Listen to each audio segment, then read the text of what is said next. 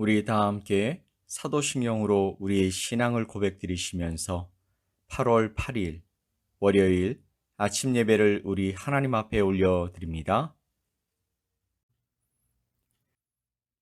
나는 전능하신 아버지 하나님, 천지의 창조주를 믿습니다. 나는 그의 유일하신 아들, 우리 주 예수 그리스도를 믿습니다. 그는 성령으로 잉태되어 동정녀 마리아에게서 나시고 본디오 빌라도에게 고난을 받아 십자가에 못 박혀 죽으시고 장사된 지 사흘 만에 죽은 자 가운데서 다시 살아나셨으며 하늘에 오르시어 전능하신 아버지 하나님 우편에 앉아 계시다가 거기로부터 살아있는 자와 죽은 자를 심판하러 오십니다. 나는 성령을 믿으며 거룩한 공교회와 성도의 교제와 죄를 용서받는 것과 몸의 부활과 영생을 믿습니다. 아멘.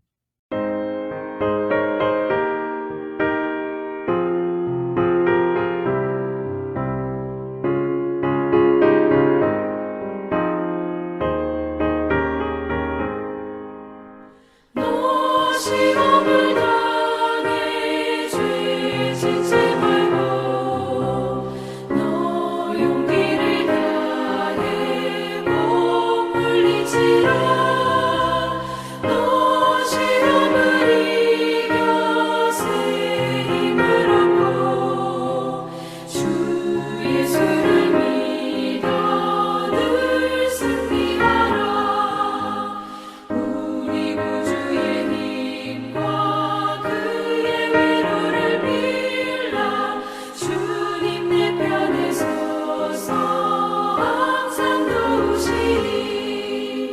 내 친구를 삼가 잘 선택하고 너를 삼가 늘 조심하라. 너 열심을 다해 늘 충성하고 온 정성을 다해 주 봉사하라. 우리 구주의 힘과 그의 위로를 빌라. 주님 내 편에 서서 항상 도우시리. 살이 되는 자는 상 받으리니 너 낙심치 말고 늘 전진하라. 내 구세주 예수 힘 주시리니 주 예수를 믿어 늘 승리하라.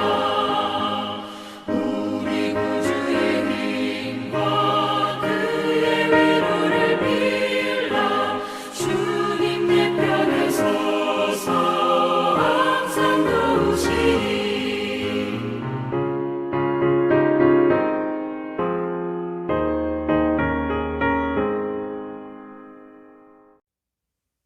오늘 함께 보실 하나님의 말씀은 사무엘상 25장 14절로 22절 말씀입니다. 사무엘상 25장 14절로 22절 말씀을 우리 함께 보겠습니다.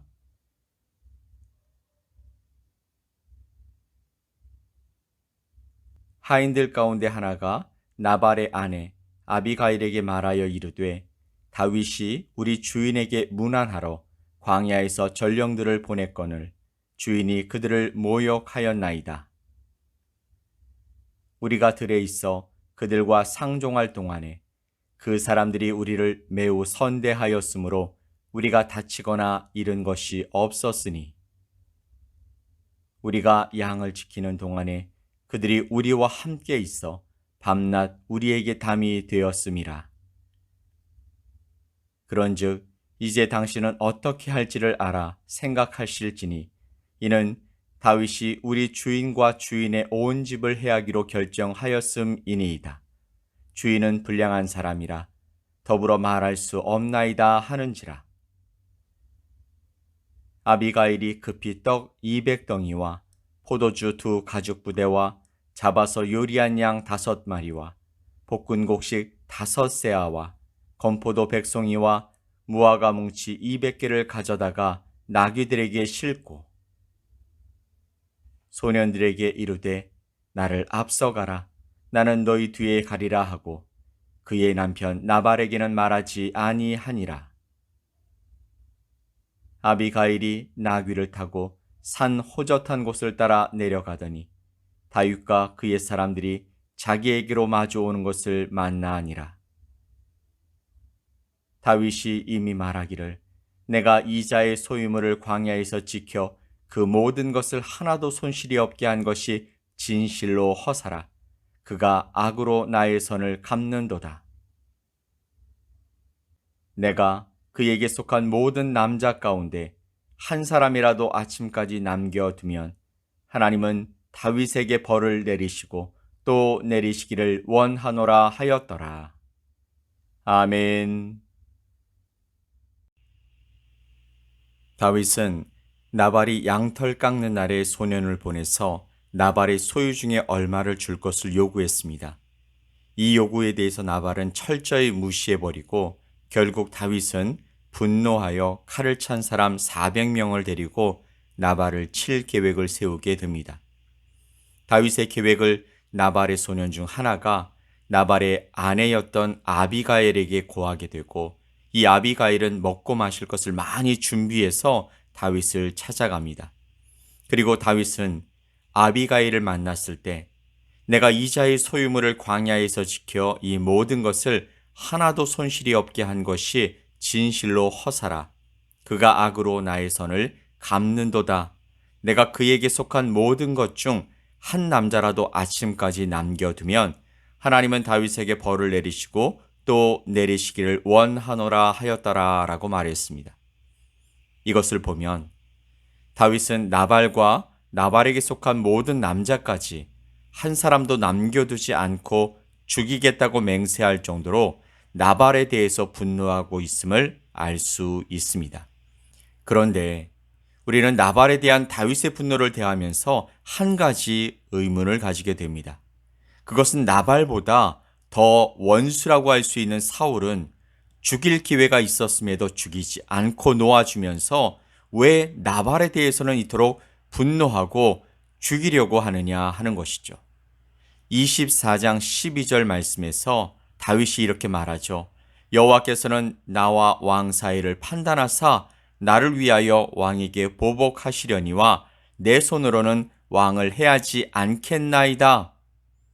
이 구절을 보면 다윗은 분명 판단하시는 분도 하나님이시고 보복하시는 분도 하나님이시라는 신앙을 가지고 있었음을 알 수 있습니다. 사울이 악하다면 그 악에 대해서는 하나님이 보복하실 것이기에 자신은 그렇게 하지 않겠다라는 것이죠. 이러한 다윗이 왜 나발에 대해서는 친히 보복하기 위해 나서는 것일까요? 원수인 사울을 그냥 놓아준 다윗이라면 나발에 대해서도 판단하시고 보복하실 분이 여호와 하나님이심을 알고 그분께 맡기는 것이 옳지 않겠습니까? 그런데요, 다윗은 나발에 대해서는 사울의 경우와는 전혀 다른 모습을 보여주고 있는 것입니다. 그렇다고 해서 나발을 치는 다윗의 행위가 정당한 것은 아니죠. 25장 33절 말씀에 또 내 지혜를 칭찬할지며 또 내게 복이 있을지로다. 오늘날 내가 피를 흘릴 것과 친히 보수하는 것을 내가 막았느니라 라는 이 말씀을 보면 다윗은 자신의 행위가 정당치 않았던 것임을 아비가일로부터 깨닫게 되었던 것입니다. 그렇다면요, 하나님이 친히 판단하시고 보수하신다는 것을 알고 있었던 다윗이 왜 나발에게는 친히 보수하려고 했을까요? 하나님이 친히 보수하신다고 하면서 사울을 놓아준 다윗의 믿음은 어떻게 된 것일까요? 다윗은 사울을 죽일 수 있는 기회조차도 하나님을 생각함으로써 포기했던 사람입니다. 그러한 그가 나발에 대해서는 극도의 분노를 보이며 나발에 속한 모든 남자들을 죽이기로 맹세까지 하는 악함을 보였습니다. 단 한 번 모욕당한 것으로 인해서 땅을 온통 피로 물들일 생각을 하고 있다라는 것입니다. 이 생각은 분명 정당하지 못한 것입니다. 그렇다면 사울을 대했던 다윗의 성품과 하나님에 대한 믿음은 도대체 어디로 간 것입니까? 이것 때문에 하나님의 사람은 날마다 하나님의 은혜가 아니면 믿음에 거할 수 없다라는 것입니다. 그러면 무엇이 이토록 다윗을 분노하게 했을까요? 사울과 나발을 두고 비교하자면 사울이 훨씬 더 다윗에게 악을 행한 사람이었습니다. 나발은 한 번 다윗을 모욕한 것으로 그치지만 사울은 계속해서 다윗을 죽이려고 쫓아다녔기 때문입니다. 한 사람은 자신을 죽이려 하는 원수고 다른 한 사람은 단순히 자신을 무시하여 자존심을 상하게 한 사람일 뿐이었습니다. 누가 봐도 나발보다는 사울에게 더 분노하는 것이 당연하다라는 생각을 할 것입니다. 그런데 하나님이 보수하신다는 것을 잊어버릴 정도로 분노하는 이유는 다윗이 나발에게 뭔가를 기대했다라는 것에서 그 이유를 찾을 수 있습니다. 다윗은 사울에 대해서는 아무것도 기대를 하지 않았습니다. 사울이 자신을 잘 대해주기를 기대하지 않았다라는 것이죠. 오히려 적대감을 가지고 자기를 죽이기 위해 쫓아다니는 사울에게 익숙해져 있었다고 말할 수 있습니다.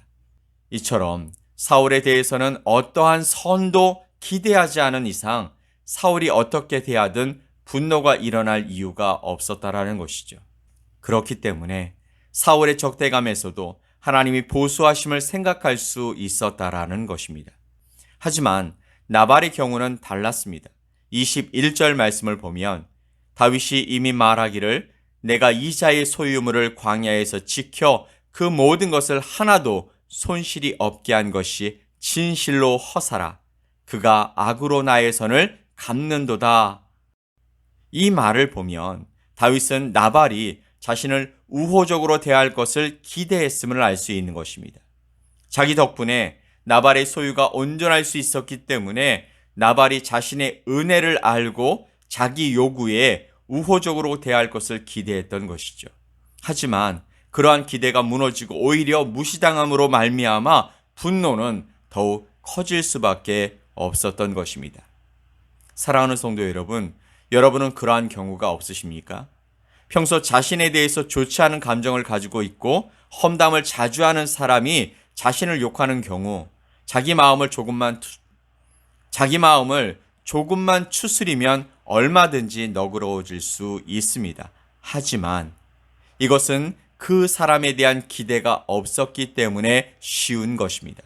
만약에 절친한 사람이거나 평소 도움을 많이 주었던 사람이 자신에 대해서 험담을 하거나 욕을 하고 다닌다는 것을 알게 되었다면 분명 사이가 나쁜 사람에 대해서보다 더 큰 분노가 일어나게 될 것입니다.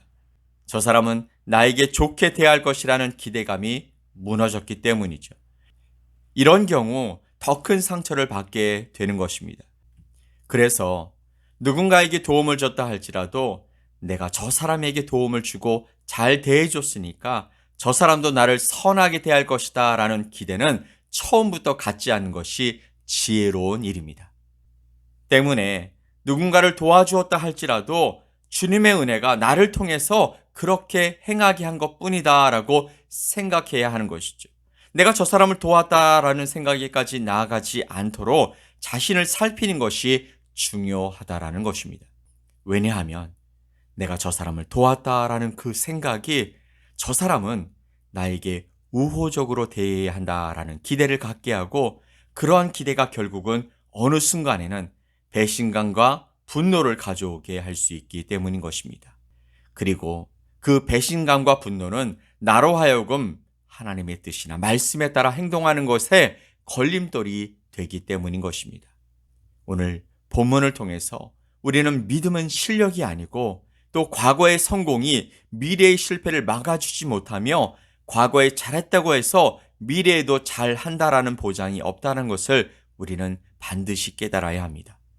우리는 원수보다는 친구에게서 더 많은 것을 기대하며 살아갑니다. 하지만 이 기대가 서로를 미워하는 관계가 되게 할 수도 있다라는 사실을 기억해야 합니다.